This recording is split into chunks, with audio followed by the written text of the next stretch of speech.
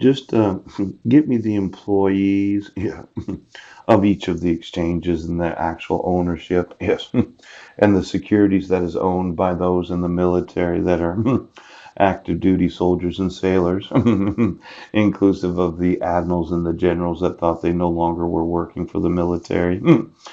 Now, the Society of Consumer Affairs Professionals looks like a type of networking that I'd like to be involved in. Yes.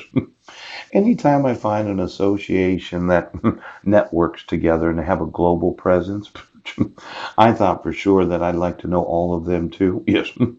Now, this account that is set aside for the victims of consumer fraud, yes. Could you call Jerome? I recently had heard on the television that you decided to lower interest rates. Yeah. It, as much as you don't like to hear from other people about your decision making, I don't think you need to do it anymore. Okay. I know they said, well, we're trying to insulate the economy from some sort of exterior, some external type of crisis. Yeah. But my thought is that the Federal Reserve has an interest rate approximately 1.5%. Last time I heard, you got it up to 2.25% before you started lowering it. Now, when you think about that 1.5%, yes, I'm sure you're thinking, oh my gosh, we have plenty of room to lower interest rates. Could you give me that account? I thought it was so fun that the that the individuals, oh, what is it called again? Dodd-Frank? Yes, Consumer Protection Bureau.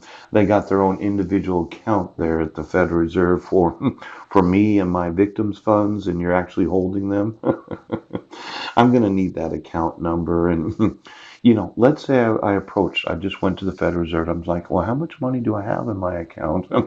Is there any tellers anywhere in these Federal Reserve banks where I could go to any employee? They can all see how much money's in there.